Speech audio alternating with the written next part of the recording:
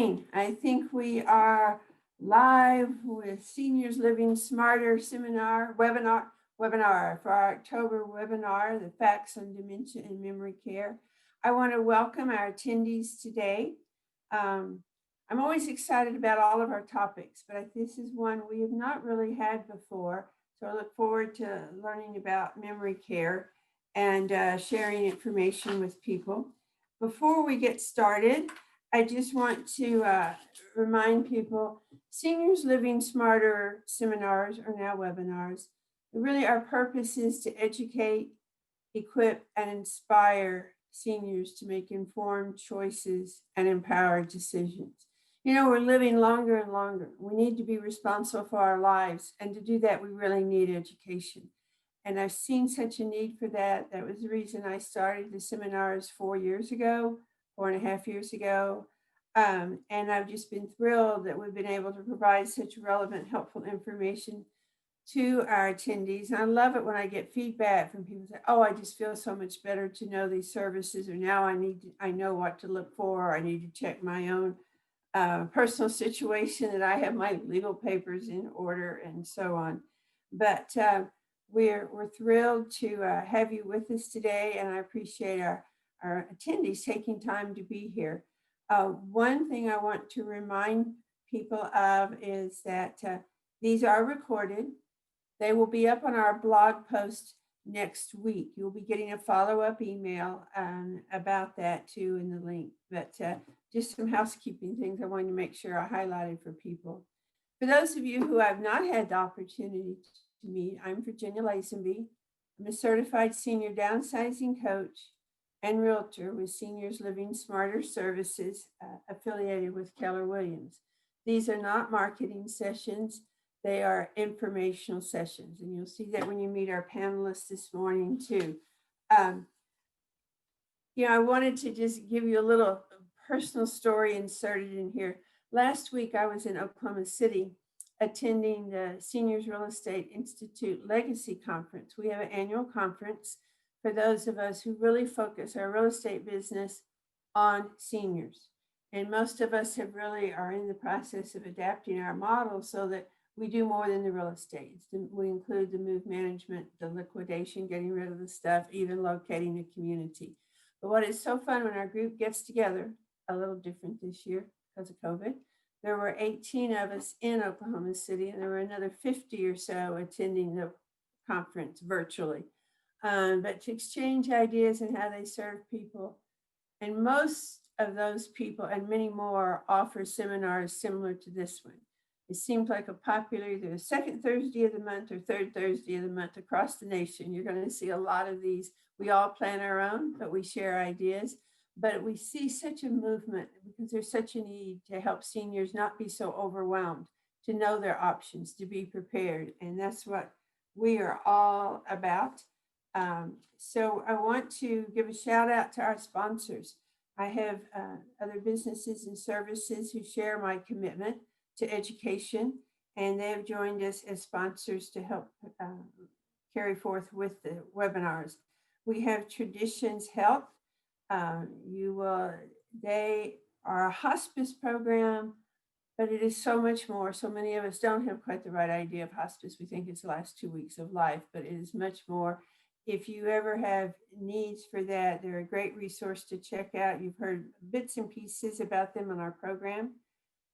We also have Silver Key Benefits, great resource to help us check over our insurance. Are there any adjustments that need to be made? They're willing to meet with people and to help you assess that. How are you covered? What kind of long-term care insurance? Some of us who put off getting long-term care insurance, there are still some programs that could help us out.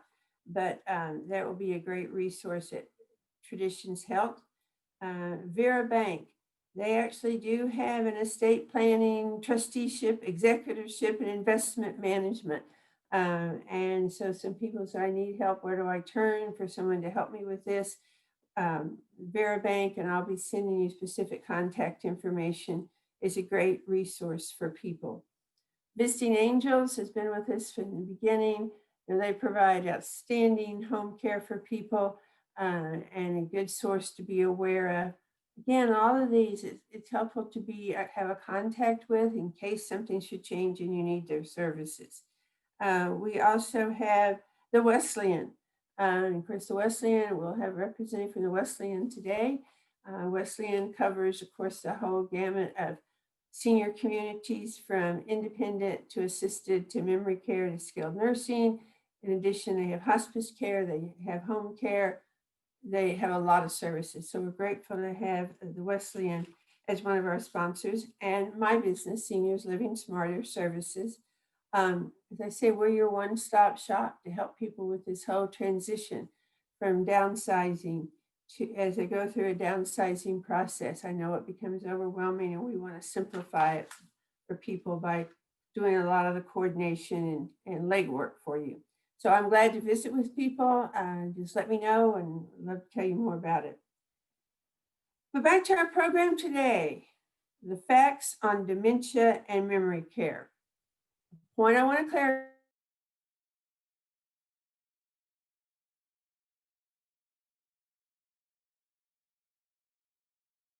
the living arrangements, the living environment, what options are out there, what does it mean, what's the best environment. We know that there are going to be different philosophies.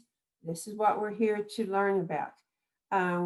We see memory care, and I chuckle now when I say the term memory care. You're going to be hearing from one of our panelists in particular how within their community they have a little bit different label than that.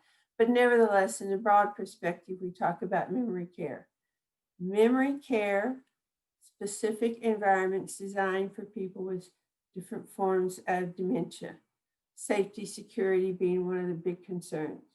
We will see memory care as standalone units, standalone communities. We see memory care as secure wings within assisted living communities.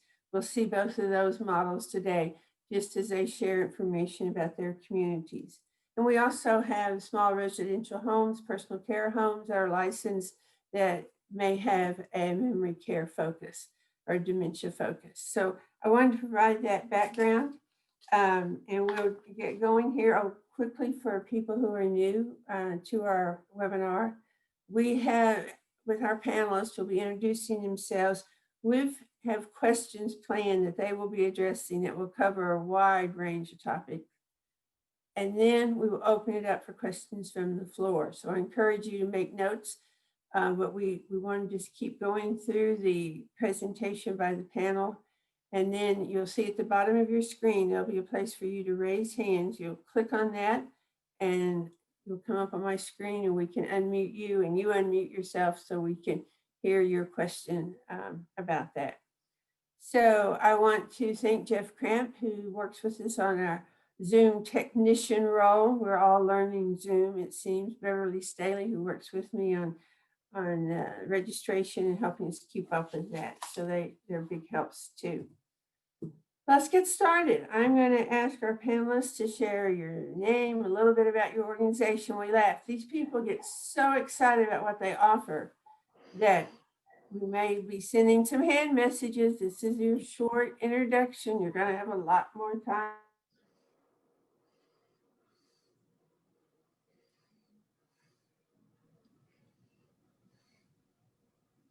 In particular about these particular communities.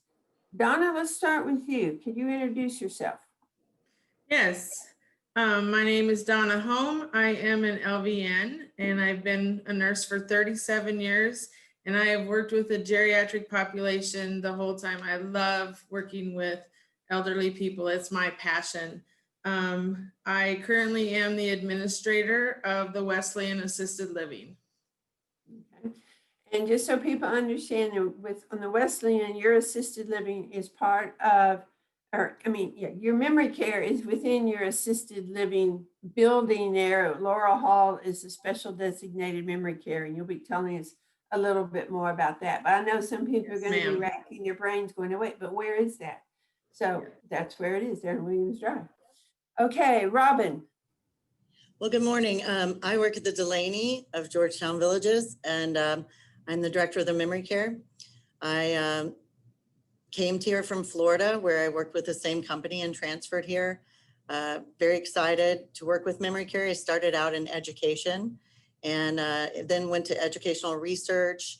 And then when I was working as a teacher, I started some programs that were with working with a cadre of teachers and Dr. Patricia Wolf in brain research and how education could be utilized or we could develop classes and write curriculum to work with the brain. So I got fascinated with that. And then someone suggested later that I should do memory care. And I said, that would be really interesting. And I started doing that and I absolutely love it. It's a passion now. And I'm very excited to work with these people here. Okay, we're glad to have. And again, memory care, which Robin will tell us another name for later, is one of the wings, one of the areas at the Delaney there. It's a secure area within that larger community. And Matt Stanley's with us today. Matt? Hey guys, thank you, Virginia, for having me. I appreciate it. My name is Matt Stanley. I'm the founder and CEO of Sundance Memory Care. We are a standalone cognitive care community here in Cedar Park. We also have communities down in the Houston area as well. So honored to be here. We take very much a Montessori approach to care as well, which I'm sure we'll talk about later. But we are certified trainers through the Center for Applied Research in Dementia with Dr. Cameron Camp. I also serve on the American Montessori Society's Task Force Board for Dementia Care across the country. Wow, so we really have three people, experts in their field, passionate about what they do, and are eager to get to share their information today. So I want to thank you all for taking time to be here. I know in your communities you wear many, many hats and get called on to do many, many things. You don't just get to sit in an office being an administrator. You're out and about, and so appreciate your making this time commitment to share with us. Well, let's start off with a broad question. What are the pros and cons to living in a memory care community versus remaining in one's home? And I'll give a little context. I know as I'm talking with seniors, with families, there's always that discussion. Well, yes, we have some dementia. Is it better to stay in our home? Is it better to go in a community? And I'll give you a heads up, folks. What do we usually hear? One of the very first words out of anybody's mouth: it depends. And that's going to be the case today, I feel sure too. But let's hear their thoughts on this. So pros and cons to being in a memory care community. Robin, how about if you start us off? All right. I'm asked the question all the time when people come in to check out our community. I don't know if I'm ready to move. How will I know when it's time to move? And I think that's the main question. I know Donna and Matt will tell you the same thing. And that's a really hard question. It's different for each and every person. Everyone's so individual. And we want to take a look at not waiting too late. And I think that's the big key. We want to move people in when they still have the ability to become acclimated and learn the routines of the place that they're moving to and make it feel like home. When you wait too late, sometimes people will move in and not make the transition very easily. And I think that's what you want to avoid. So you want to make it earlier and allow people to maintain their relationship as they had it before they were caregiver and, care receiver, and go back to that relationship. It will never quite be the same once dementia is involved, but you don't want to always have that caregiver and getting worn out and you're 24/7. Here we have and also at the other communities, we have a fresh group of people that come in to do the job of one person. We're never going to do it just like you do, but we have fresh hands every 8 hours, we hope. And that way they're getting a lot of care and a lot of different interaction, and the engagement piece is really important. And we're going to be talking about that as we go along. So I'll stop there. Okay.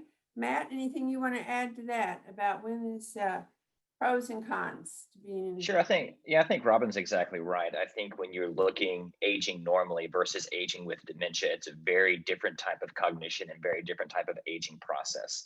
And so whenever you are diagnosed with a form of dementia, whether it's Alzheimer's, Lewy bodies, vascular dementia, one of those things, you're really beginning to deteriorate a lot of that declarative side of the brain. But there are phenomenal parts of the brain, especially in the frontal temporal side, the implicit and procedural memory, that are really, really great for establishing routines in a new environment. And so I concur with Robin. When you move earlier, The pro to that is that implicit, or what we might call muscle memory, is really kicking into high gear to establish new socializations within a new home, within a new apartment, within new people. And I also think that maybe a con of moving into memory care sometimes is some of that initial confusion if there is no true education up front for the family or for the primary adult caregiver at the same time. It's because a lot of times we go to physicians, and I tend to call this a diagnose adios, where you're being diagnosed and then you aren't being given the true resources that you need to really help prepare the environment in the home. So you end up being a little bit lost and confused in that of itself, which I think makes it harder for the primary caregiver in the home at the same time. But if done well in home care, certainly that environment is easy to navigate. It's friendlier. That implicit procedural memory is already in place if the resources are there up front, which would be, certainly better than going into a new environment and starting over. So it's that delicate timing there, but you both raised good points, very consistent. When is the right time? Donna, jump into the conversation. Oh, you're muted. How do we get muted? Did you? And There, I do agree with Robin and Matt totally. I think that also if you have a resident a person that's starting to decline at home, the decline is going to be very rapid if they're sitting at home all alone with no mental stimulation. And so if you bring them into an environment that they're going to receive some of that and have some interaction with people, that their brain is going, that old phrase of if you don't use it, you lose it.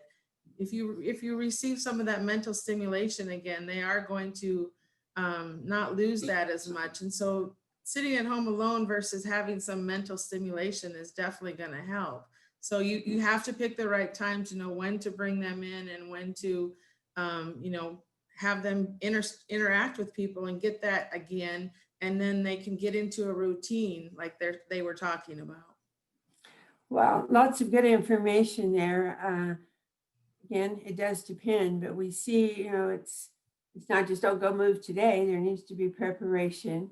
And we'll be coming back on some of those ideas, but I hear one that we're going to come back to later about caregiving and the impact on that and how that can change the dynamic. So that becomes a factor too, that we sometimes tend to take on more than we really are able to do over a long period of time. So the importance of interaction, the importance of being in an environment so you can learn the environment. And so that's all very important. And speaking of being in an environment and learning it, so tell us a little bit about what the life is like for a resident in your memory care community. What would a day be like? Yes, it depends on the person. There are many different things, but some people say, oh, well, they just go sit in front of the TV all day. I don't think that's happening in any of your communities, but anyway, Donna, start us off. Continue that thought you had about the interaction and so on.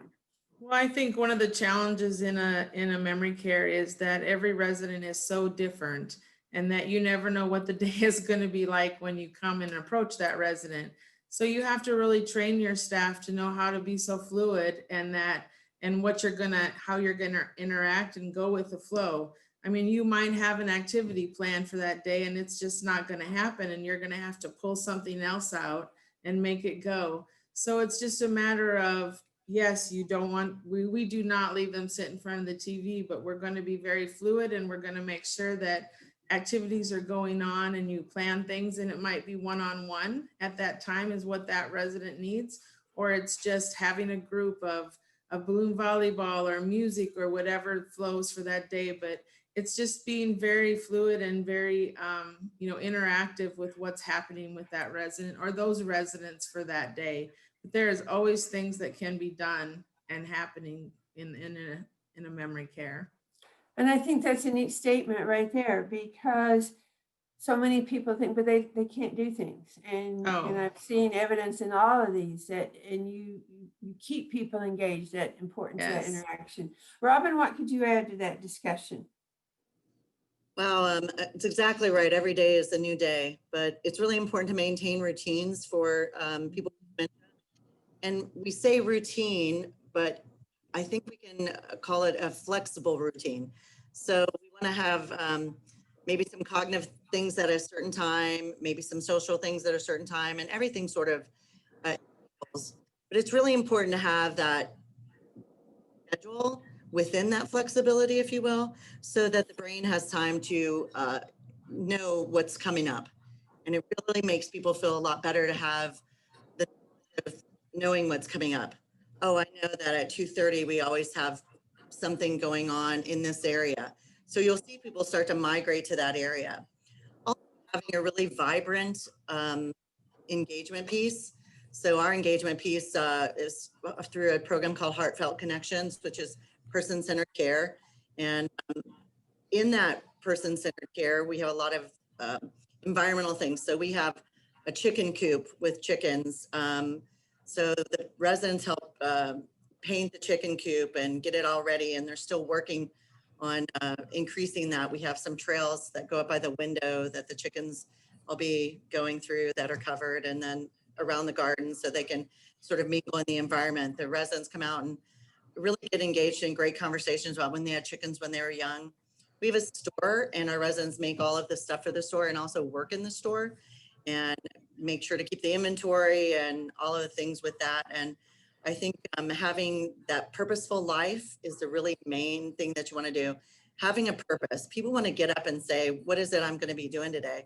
Well, maybe you know that today you're going to be volunteering dog biscuits for the, store and for the dog rescue. I always want to say dog pound. I know that's old terminology. Sorry, but dog rescue. So having those purposeful moments where you're feeding the chickens, where you're working in the store.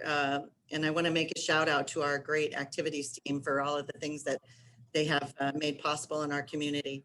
And I know they're watching right now. And so I want to really thank them. We have a great, vibrant community. And I think everyone feels at home there. And that's the piece. We want to feel like a family and everyone feel like it's their home. And then you don't have that exit seeking. They feel like they belong there. So purposefulness along with the engagement. I have a feeling Matt's going to pick up on that too. Matt, what would you add? Yeah, so our days are, we have very much a Montessori philosophy to our approach to care. It's not really based around Montessori activities. So that first principle is, are the activities of the day meaningful? Are they purposeful? And are they engaging? We want to try to avoid busy work at all times. And so each day at Sundance is dictated by a resident's choice. We want them to dictate to us what they would prefer to do, because out of that, you're getting that meaningful engagement. And so, for example, I have a resident who, she does all of our tours. She did our virtual tours. She does our tours pre-COVID, and she'll do them post-COVID. We are currently working with her to train her on how to use the phone. We just ordered her business cards and a community liaison badge so she has a script to answer phones. She was a receptionist for the VA for 40 years. For her, playing bingo is not something that she likes to do. She likes to be involved. She likes to talk to people. So we naturally set up a receptionist station for her where she can go to work every day because it's meaningful to her. It's our resident committees and our resident roles really dictate that schedule. So for now, they voted to have a holiday bake club. They also have an exercise group. We started a new devotional group out of the book of Romans, and we have a resident who is teaching 2 other residents how to play the trumpet, because he's able to teach something that he loves truly in a way that is cognitively prepared for them to learn it at the same time.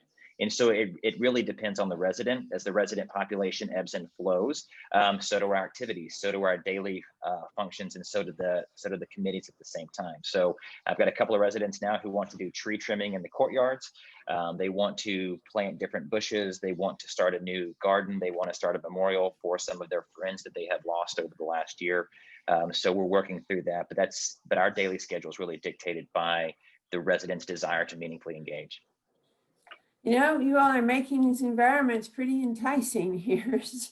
And meals are provided for you. So I hope we're seeing there's so much going on in these communities. You see the respect for the residents. You see value when you want them engaged in purposeful activities. I want to just give a brief segue here for people if you're not familiar with the Montessori approach. My first career was in education. I was a first grade teacher and then a college professor for many years. and I work in early childhood education. Montessori, of course, is the approach, it started as an approach to young children's learning based on everything being meaningful, purposeful, children, in that case, engaged. And as teachers or as facilitators, we would observe and respond to the learners. So now, and I don't know how, I forgot to look up how many years this has spread now into some of the memory care communities, starting over in Holland. And it's interesting to see. Now, just like Robin described theirs, I think it's heartfelt connections. You also had that real focus on meaningful, purposeful. So I think that's important. Donna talked about just that whole being actively involved, and you're responding to the residents. It's not, this is what we're doing today, I don't care. It's what we plan to do today, or having, oh, let's plan to do that tomorrow. So well, I'll say one other comment I was gonna make. I'm gonna save that one. All right. One of the things that we hear about in memory care, how the grapevine spreads all kinds of things. And we know that residents of memory care can become perhaps disoriented, or something can cause disruptive behaviors to occur. And without training as an outsider, we don't understand that. Some of us have been in environments where they just give more medication. That it's one response. I think there's some other responses as well. But let's hear what. So the question would really be, how are disruptive behaviors dealt with? Let's start with Matt this time. Make sure I'm unmuted. Yeah, so at Sundance, we actually call those responsive behaviors. So responsive behaviors are typically what we see as a response to an unmet need. And so I think you're very, very careful on how you look at someone. I think you have to observe. What Maria Montessori was so phenomenally good at was observing her students and how they learned. And so I think that Robin and both Donna would probably agree, you have to be very much a dementia, what I call a dementia detective. You have to go, why is this happening? Is there something physically going on? Because I think it's very simple to go ahead and just chalk it up to the disease and say they have a form of dementia, this is why this is happening, without truly understanding who the person living is going through. Was there childhood trauma? Was there any kind of substance abuse going on? Is there actually physical pain? Are you checking for grimacing and signs of that? And that's just their way of communicating before you get into what the industry, or what a lot of folks would still call a disruptive behavior. So I think you really have to be a detective and go, why is this happening? One of the first ways to do that is to actually ask the resident, and you'd be surprised what they will tell you at the same time before you trek down the path of a pharmacological approach. Okay, good. Thanks for that explanation. Donna, what would you add? Well, and I think also staff education, definitely one of the key things, but also validating that whatever the resident is going through is definitely true. I mean, validation therapy is a big thing. I use the story of, we have a resident who every morning packs a suitcase because she is going on a trip. Well, you're not going to tell that resident she's not going on a trip, because in her mind she is. So we let her pack her suitcase. We help her pack her suitcase. We set it by, say, let's get breakfast while we're waiting for the train. Then while she's eating, we unpack her suitcase. She forgets. And instead of arguing with her, just validate that what she's feeling is true, help her pack, and then she forgets that she was going somewhere and the day is great, instead of arguing and making her more agitated and think, oh, we got to give her some medicine because she's agitated. We just validate that what she's feeling is exactly true and work through it with her. Because whatever she's feeling is true. Or if somebody's looking for their mom, you're not going to tell them their mom's dead. Ask them questions about their mom. For some reason, they're thinking about their mom. So validate what they're feeling is true. There's some reason that they're feeling that way. Okay, good point there, like your validation. And I know that all of you, and hopefully all communities, really value the education of your staff. It's not just an employee who's going to work so many hours a week. They are trained. And this is a special situation. We want people who really know how to respond. And I think in all your communities that there is this consistency of what your orientation is. Robin, what else can you add? Gosh, I was so excited listening to those answers, and a lot of head nodding, and it's so exciting to hear people really talk about the dignity of the people and understanding them. And I think both people were saying that it's really important to know the resident. So as people come into our communities, and I know Matt and Donna do this as well, we find out about the person from birth until now. We want to know where you are in your timeline. And so we find out about you. We share that information with our staff. So when people come in, we already know, about their life so that we can start conversations with them rather than asking open-ended questions. We can say, oh, I know you're from Pittsburgh. I have a family member who lives in Pittsburgh, and you can begin talking about those things and communicating and understanding how to give good communication and watching for that body language. Body is 50, correct me, Matt, here. I know you know the statistics. Is it 70 or 75% of our communication is body language? So watching for those grimaces, watching for, if they're guarding to the side, watching what's happening, and training your staff to understand how to communicate with people with dementia and training them to be those investigators. What am I looking for? Rather than saying, so somebody's acting up over there. We don't say that. We say, what's going on around them? What are they grimacing? Is it a physical need? Is it that they're thirsty? Are they pacing? Maybe they have forgotten where the bathroom is, and we're going to make sure to gently show them and meet those needs that they have. Again, it's just so exciting to be around other practitioners and listen to that. And we try to make our staff have that same excitement. So as we meet in huddle every day, we share these things. How did you engage someone today? What happened in your area today? We want to share those successes and make them excited about it and make them those investigators. What was going on around that person? Were there 10 people in the room? There's a lot of noise. Were they, where were they located? So we want to be those investigators and then we share that information so that, so valid communication, understanding about our residents, and just empowering our staff. That's why we're Team Blue. And we all are part of and our staff, our residents are Team Blue too. So we are all one big happy family. And like I said, it's just so exciting to talk with Donna and Matt and you and hear these wonderful things getting out into the community so everyone understands about memory care, that it's not really some mystery. It's just about communication and knowledge. So yeah, I just think you're doing a lot to help change people's mindsets that unfortunately is, leaning towards negativity often. They just don't see it as a productive part. And I think what we're learning today, it can be. So there was your clue for people who are using a term different than memory care. It was Robin they call there, and she's shown us when we did an earlier meeting about this, on their signs at the Delaney where there's independent living, assisted living, Team Blue. They've changed it from memory care to Team Blue. Outside the world, we have to go with memory care so people know what we're talking about. But I loved, and she can give you more of the story about how they came up with that, but that was great. This one, I want to jump to a question I often hear too, and I know it's different now during COVID. Matt already made a little reference to this, but Robin, why don't you continue with, what about family members? Can they continue to visit? Is that good? What's the role of family members in supporting their loved one? Wow, pre-COVID, and I think Matt mentioned this earlier, pre-COVID, we had people, our families are welcome 24/7. We want them here whenever they need to be here, or if the family member should need them. I loved how Matt said, if the family isn't welcome, we want to respect that too. It's about, because someone goes to memory care, they don't lose their rights.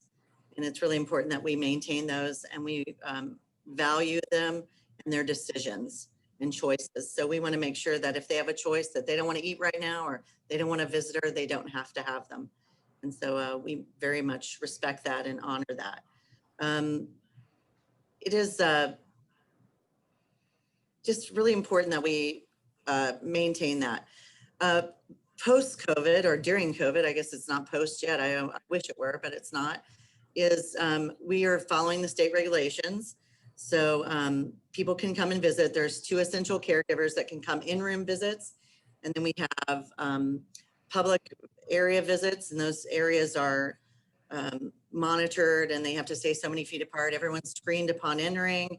I know Matt and Donna are going, oh gosh, yes, I know this whole thing. Everyone has to be escorted through the building. We are allowing people to go out. They can go out with their family, where there are some rules that are given to them. So we have a little education process. When people come in, here's our rules and regulations on visiting, and we go with them, or the concierges do. They do a fabulous job, and then we follow those rules. So I hope I did well in presenting those. So people can come in, I think, and I know the unfortunate part, many unfortunate parts of COVID, but one has been the bad rep that communities have received, and we're doing the best we can in the situation. So we just want to be on the positive notes that you're facilitating those kinds of relationships. Matt, what do you want to add on that? Yeah, so I think this is a really fully loaded question to answer, I think, and you have to walk a fine line. And so I'll say it this way. At Sundance, I'm always, every percent of the time, I'm going to advocate for the resident. I'm going to advocate for resident safety and for their well-being and for their rights. I'm never going to look at them as they have a disease, they can't do this anymore. And that's usually a very, very hard conversation to have with families. And what I said earlier before this started is, if there's a family that is a trigger or has caused trauma for a resident, 98% of the time, I'm not going to let you in the building, because that affects the care of the resident. They trigger, you see responsive behaviors, and it may take me 14, 20, 30 days to get them back into that implicit procedural memory. And that is more neglectful and abuseful from the family side that we have to end up correcting down the road. Now, I try to have those conversations very, very early up front. If there's anything that triggers a resident from your side, I'm probably not going to let you come see your loved one, because you could be some of the cause for that. And a lot of folks won't tell you that. A lot of folks won't say that, because it's a very hard thing to say to families, but I think it's very brutally honest to be candid in that conversation now. But outside of that, we do want our families to be a critical part of their loved one, because they are an important part, right, wrong, or indifferent, of their family as well. We do outdoor, indoor visitations, all the approval stuff. You have to go through Texas Health and Human Services right now. It seems like Texas Health and Human Services changes their protocol on a regular basis. So we write policies, and then rewrite policies, and update and in-service staff, and then rewrite policies and update families, and then rewrite policies. And so it's changed probably 12.5 times over the last 7.5 months since we've started restricted access. And so it's a lot on operators, it's a lot on providers, but we do want families to come. And so we at Sundance do a lot of that as well. But I would be very remiss if I didn't have a very honest, candid conversation about the roles of families, both positive and negative, to a resident aging with a cognitive deficit. I think that's important. We do have to be honest. So thanks for sharing that. And that may be a rough pill, tough pill for a family to think, oh, but we're trying to do the best we can for the resident. They're the focus of the attention. So I appreciate that. Donna, what could you add? I saw both you and Robin really noting about making changes to respond to regulations and all.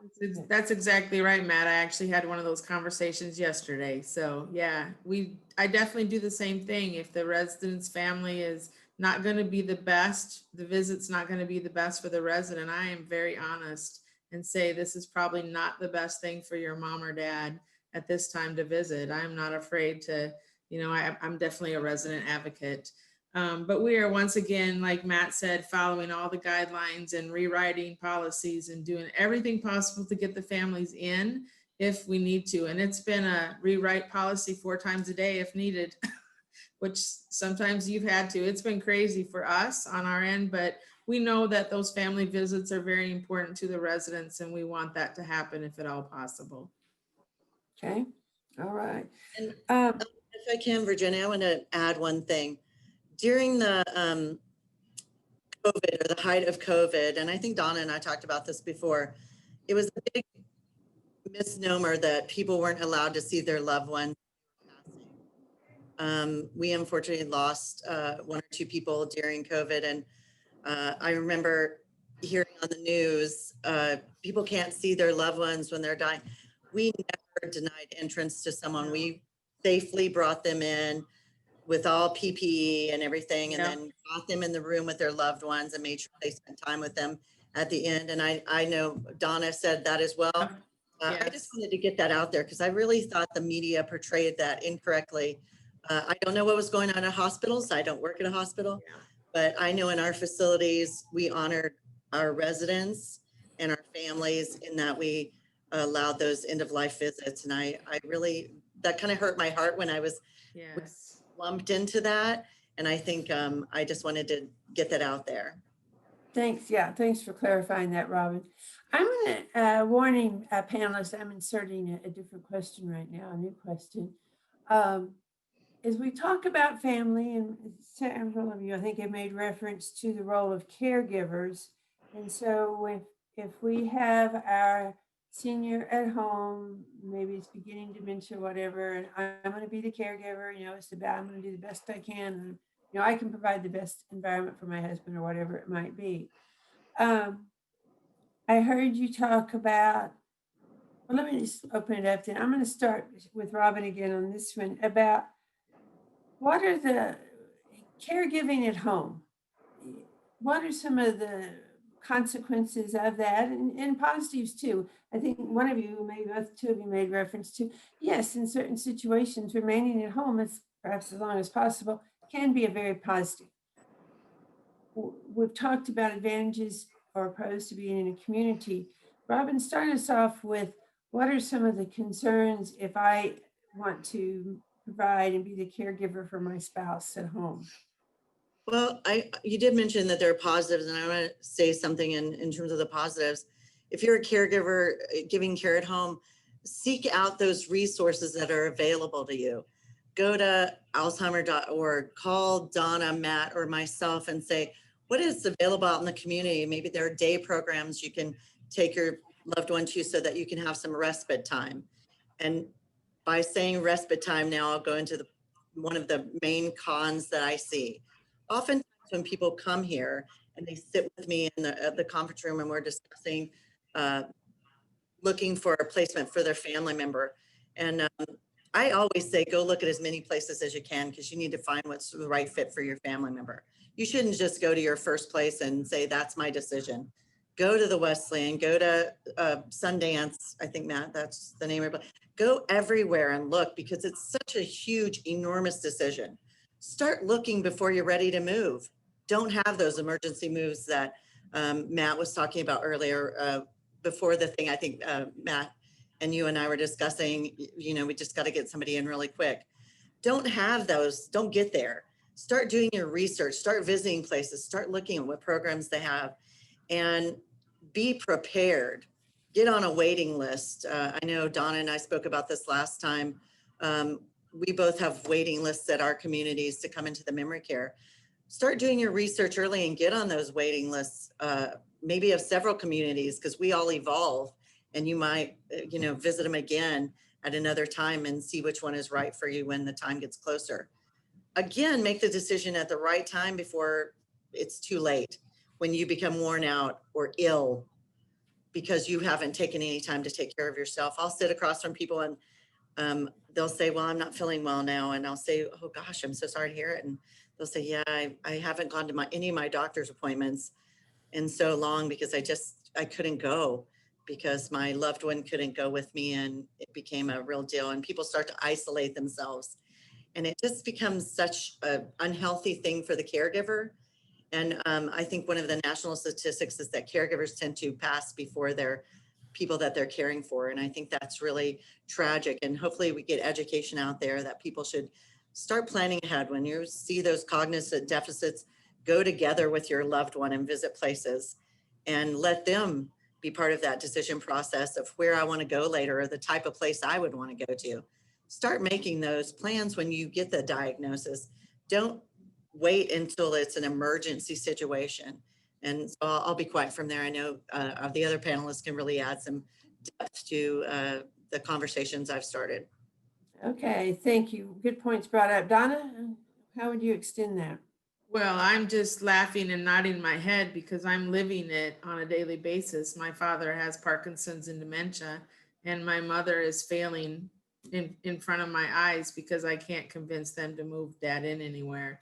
So I have been a caregiver for 30 some years. My father's had Parkinson's for 15, and they won't listen to me. So I live it on a daily basis, sorry to say, but this COVID has been very hard on us. So yeah, it's hard when you're a family member to try to decide where you're going to place them. And especially now during this COVID, being on the other side of the fence, I won't be able to see him. He's got 2 daughters and a wife. How are we going to pick which 2 essential caregivers?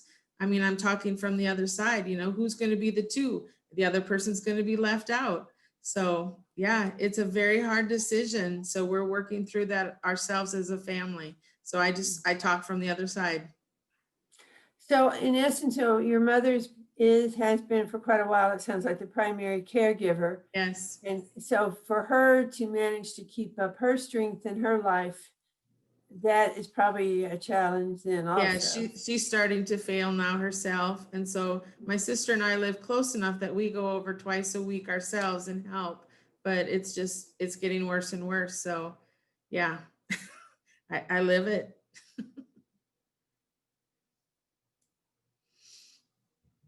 In that personal observation story. Matt, I've heard you talk before about the caregivers, you mentioned earlier about that can be at appropriate times. It's really a good environment because they do know that, but then there reaches a point. What about the caregiver role, Matt? Anything you want to add to that? In regards to the pros and cons? Yes, that's fine. Yeah, so again, fully loaded question that I think always requires a very candid answer at the same time. And I apologize if I'm coming across too honest, but I feel like you just have to be sometimes.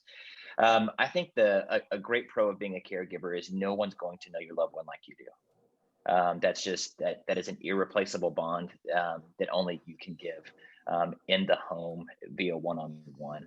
You're going to know their moods and how eating patterns and dietary needs, and the type of soap they like to use and things like that. But I do agree with the rest of the panelists, Robin and Donna, that you're going to exhaust yourself and you're going to burn out. And what's going to happen is you're going to get to an emergency situation, and if you're not proactive enough early, then you find yourself chasing for answers, and then kicks in the shame and the guilt and the fear and the anxiety because you're having to make a decision that you haven't prepared for, which I think is a con to being in the home. And so I always say you have to reject passivity and be extremely proactive from the very beginning. I think going to look early, understanding research, looking at your insurance needs, looking at your financing needs, because I know every single person on this as a panelist always has someone that comes to them and says, I've got to move mom in tomorrow. I don't know how I'm going to pay for it. And you come to us and expect us to figure it out in 24 hours, which we can do, but it's also very, very exhausting. And then you get that respite and you get that time to kind of process through it. Do it now, because there will be that event that triggers an emergency, and that is a place that you don't want to go.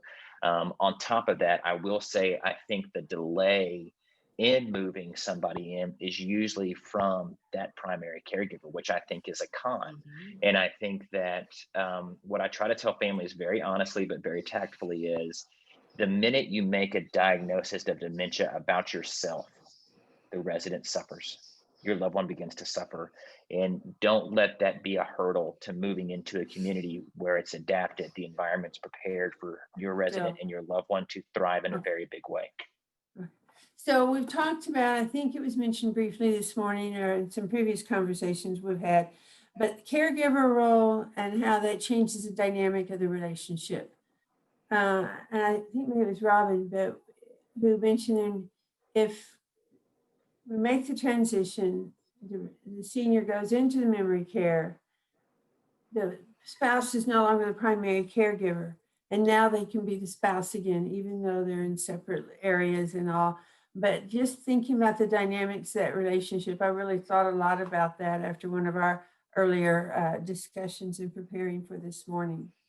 You mentioned cost, and we know as we're making decisions, we hear go visit, even make contact, go online, take advantage of the virtual resources that are there. Yes, there's always variation in cost. If you could just give us some kind of a ballpark figure, and some of us have no idea what we're talking about. Thanks, Matt, for mentioning go check out your insurance. What will it cover? Know all your resources. Check out our friends at Silver Key Benefits. They can help us look at that also. Robin, can you give us a general cost figure? Yeah, I can. Here at the Delaney, our memory care is $6,400 a month, and that's a set. Once you move in, whatever price point you move in on is the price you'll keep. There's no cost of living raises or increases ever again, and there's no care assisted living. There is a level of care. Our level of care is consistent, so no matter where you are in your dementia process, that price will stay the same. It's a Okay. flat. Okay. Donna, what about yours? Our Listening. our memory care at Laurel Hall is $6,000 a month, and that is all inclusive as well. Okay. So, So very similar. Matt, what about Sundance? Yeah, a great question, especially to ask during COVID. And from the business side, maybe I can share a little bit more what I see from the financial side and the overall industry in the U.S. Our rates for a private room are $5,800. We are standalone cognitive care, so we have semi-privates. We do have some private rooms. We do have some rooms that are larger than others. So our semi-privates are around $4,500. Our private rooms, largest ones, are $5,800 to $6,000. We do allow for cost of living adjustments. There are no levels of care where we're going to come in and assess somebody and say, oh, this behavior is causing you to pay an extra $100 a month. What I do know in Texas is a lot of insurance underwriters have jacked up insurance premiums across the board for all operators and providers. So I know a lot of providers and operators in the country, their insurance cost, whether they've had COVID or not, have gone up by 150 to 270%.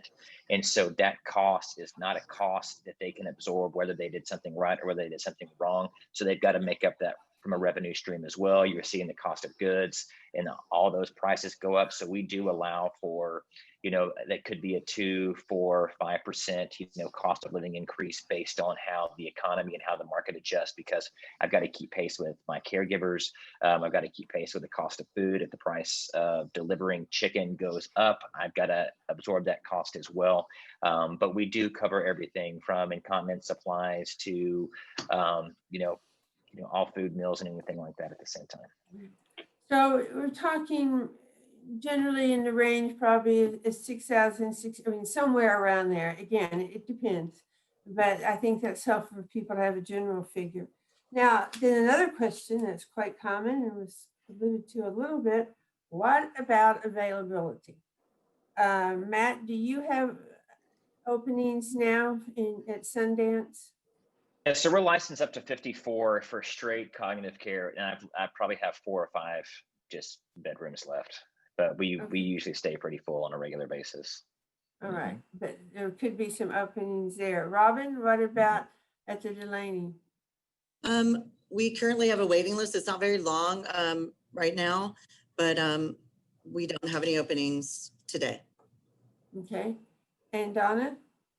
same here. We have a waiting list. It's a short waiting list, but we do not have any openings as of today.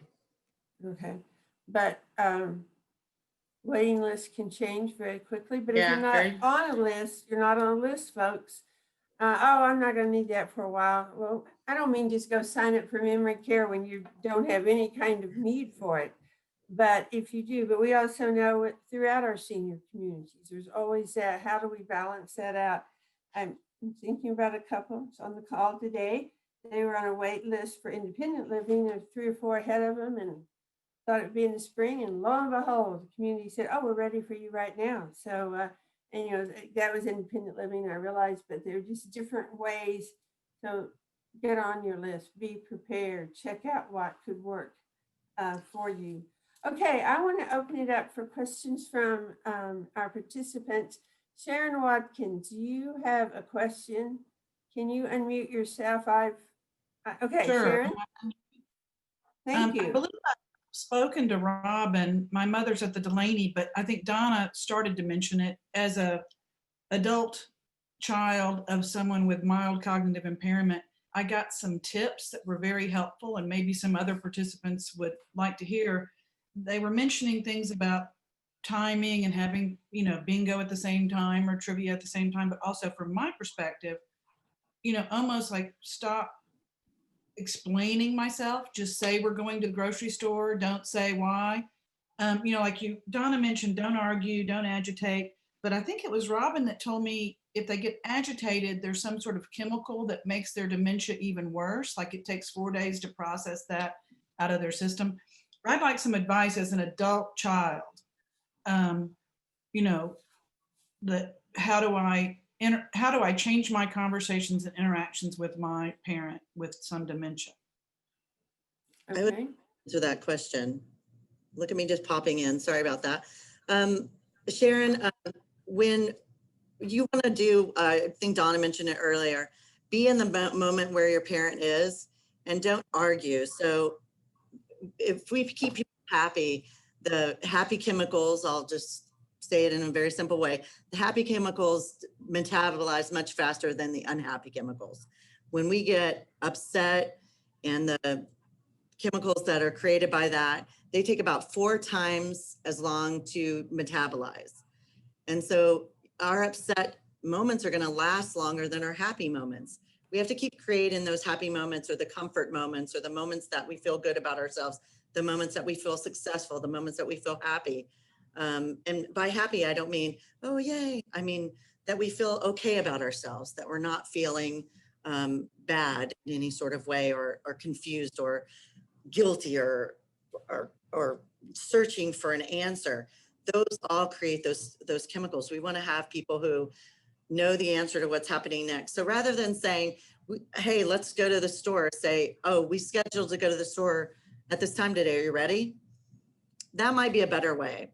Or have a routine going to the store. Like the routine is I get out the shopping bags and I set them on the table to give that person time to realize, oh, there are the shopping bags. I know we're going shopping. That gives them a chance to prepare themselves and be ready for it. So have that routine that works its way up to actually leaving for the store.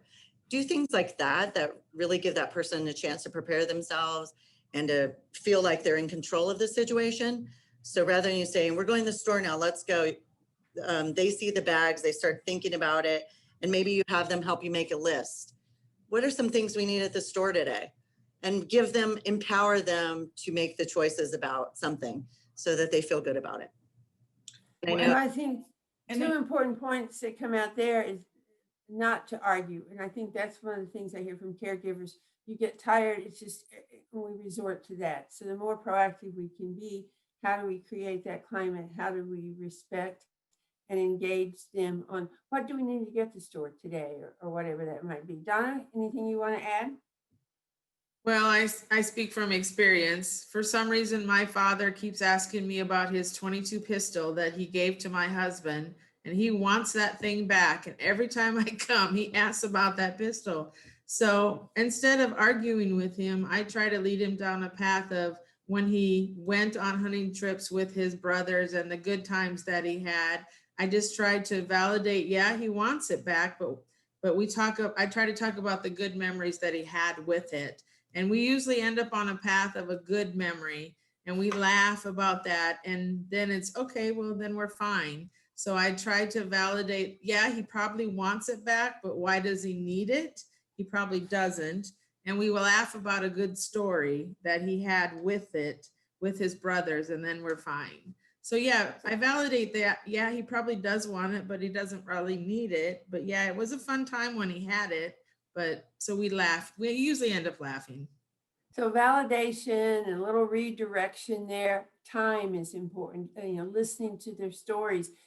I've mentioned several times David Soley's book, How to Communicate with Your Elders. I may not have quite the right term, but that whole part of the developmental process as seniors, we're really trying to maintain control.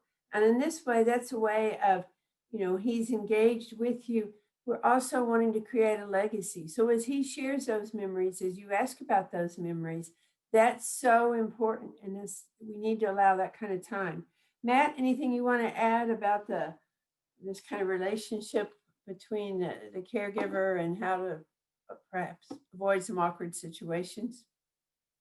Well, I think there's always going to be awkward situations. That's just kind of the nature of the progression, right? And I do agree you don't want to argue, but I think this goes back to being a dementia detective. The question I would ask every single time is, why is this happening? Why is this happening? Why does he not want to go to the store? Why does he want his 22 pistol? Why is he asking this question? Because there is a need that he is trying to meet, or that someone's trying to meet, that isn't being met at that same time. And so understanding, I think a lot of times still we take the person out of the equation. And I think I always say little things are big things. Little things are big things. Just because there's a mild cognitive impairment does not mean there's a person there. A lot of things that we do, or that I might try to do, and be writing stuff down. Our brain still processes the ability to read from left to right. And so am I able to cognitively cue something through a redirection by creating what I call directional signage? So for example, if I have a resident in my building who is just hell bent on saying, I'm not going, I've got to go home, I've got to go home, I've got to go home, I might make a sign that's easy for her to read that directs her back to her apartment without me having to do it on my own. Because if she's still able to read and able to process, she's doing that on her own. She's doing that independently. She's processing the information at her speed, at her pace. And now all of a sudden I become the person who's helping her find her way without really having to say anything. And she's doing it on her own. So she feels confident. She feels important. She feels special. And I always say, demonstrate more, talk less. Demonstrate more, talk less.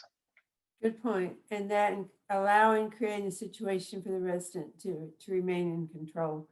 All right, thanks. I hope, and Sharon, thanks for sharing your story and raising that question with us. We appreciate that. Buddy Bradford, you have a question. Can you unmute yourself, buddy? Okay. Yeah, Yes, thank you very much. I have one question.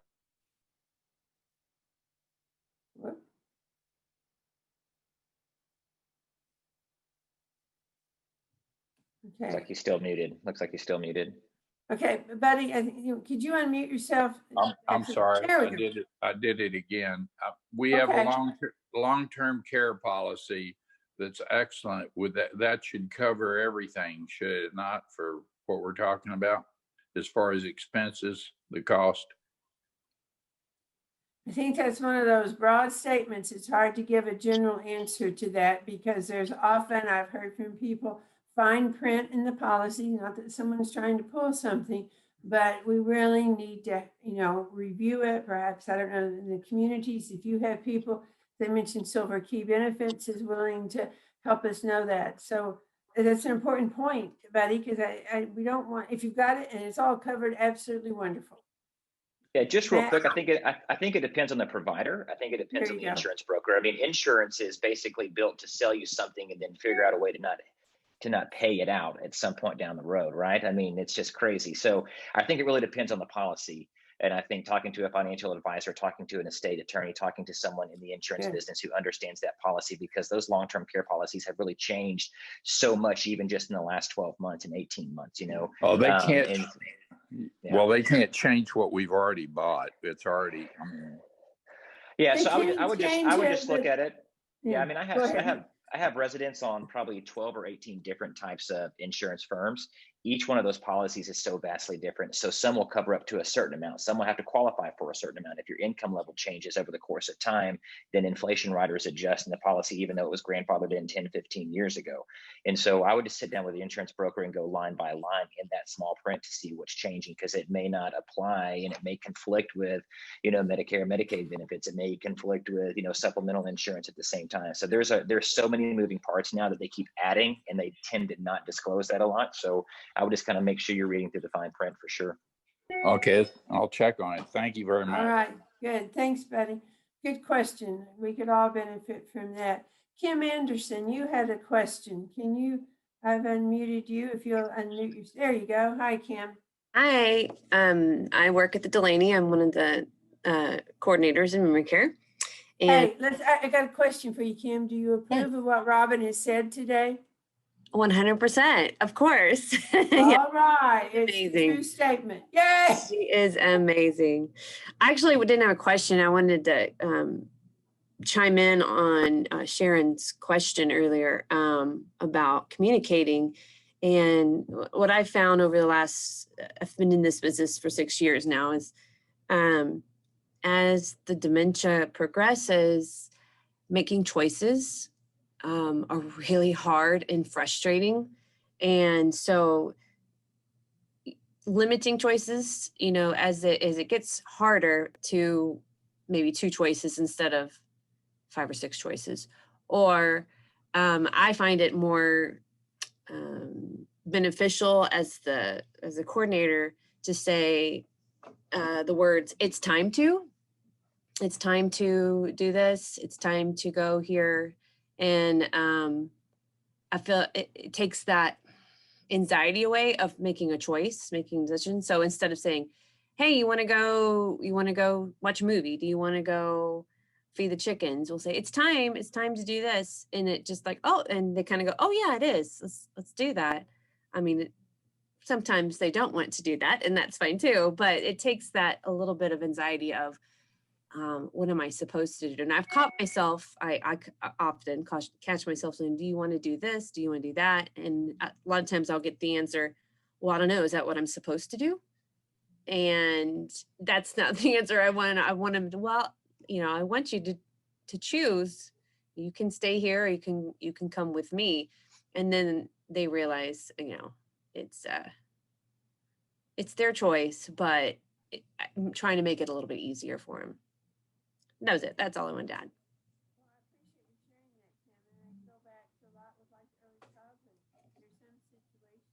I can't hear you. Virginia, I can't hear you.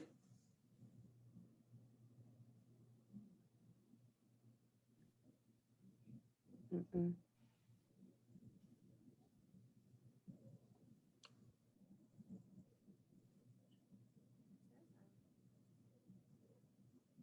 I can barely hear you, but you might check your microphone volume coming into the.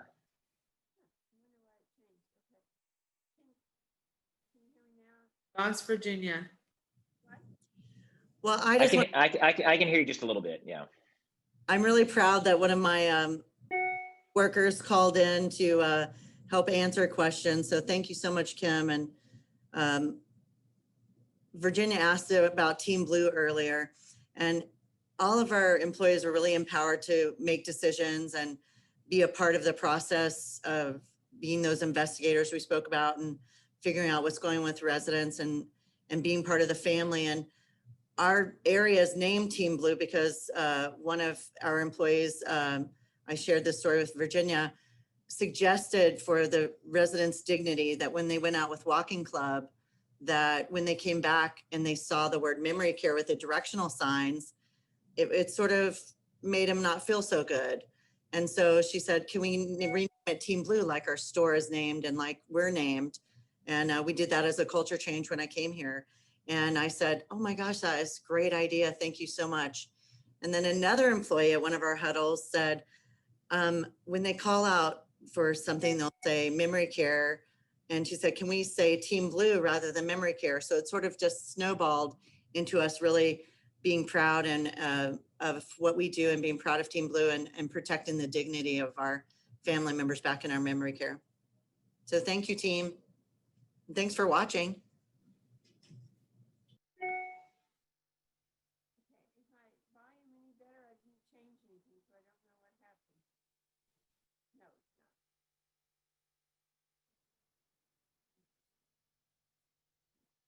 Well, can I ask a follow-on question to Kim and everyone else's comments? We have a large family post-COVID. You know, we get together and social interaction is important for my mother, but she'll repeat herself or forget something. And I have some relatives that aren't always very polite, and they'll be, oh, you know that, or you're telling us the same thing. How do y'all redirect, even when maybe you have a resident who's aggressive like that? How do you redirect so that those bad chemicals don't start? Even if it's towards my catty relative. I'm going to chuckle at that. I find education is important. We have family that they were all fighting amongst each other about calling and the things that they were talking about on the phone. And the family member would get upset and then call other family members, and it just became this big deal. And so the daughter said to us, can we all sit in a round table? We have round tables as they come in, a round table, and discuss with the family that communication piece. And so we had a Zoom meeting with the family, extended family, anybody that wanted to be involved, and just had an educational session and let them ask questions. And we answered the questions to the best of our abilities, or gave them some resources that they could look into about proper communication. And educating the family sometimes doesn't work from a family member, but you can seek out someone to maybe help you with that and have that a little Zoom session. That would be my suggestion. Yeah, I think family education is just as important as teammate education, for sure. And there's tons of resources out there that if you reach out, that will help. And I agree with Donna. I would say that family education is probably the most important.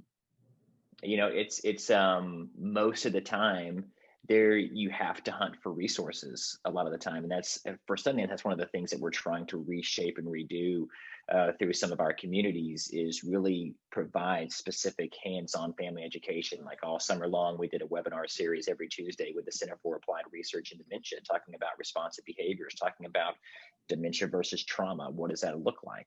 You know, because every day is going to be so vastly different.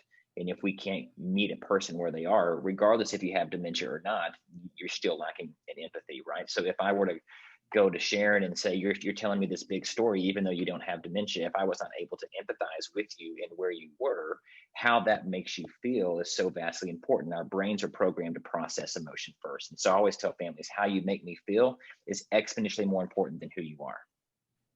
No, that's true. Yeah. I think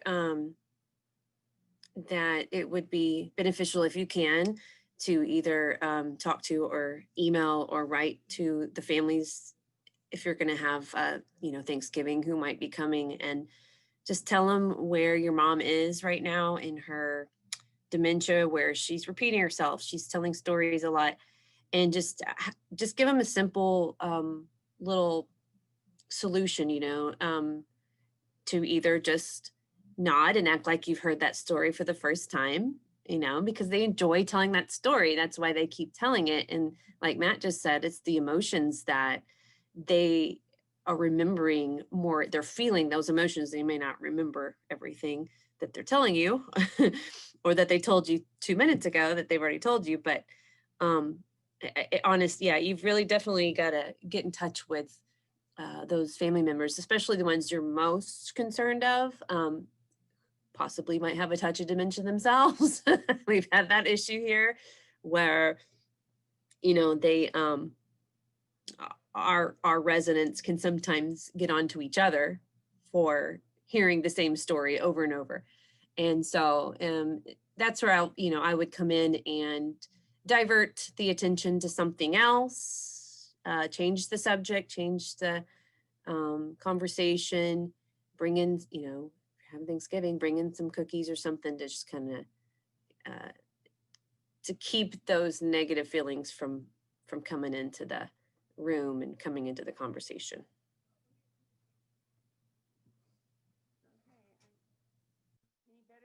Thanks. Those are all very helpful. And I love the brain processes emotions first. I hadn't really understood that. That's really insightful. True story. I can still hear you a little bit, Virginia, but it's still very quaint.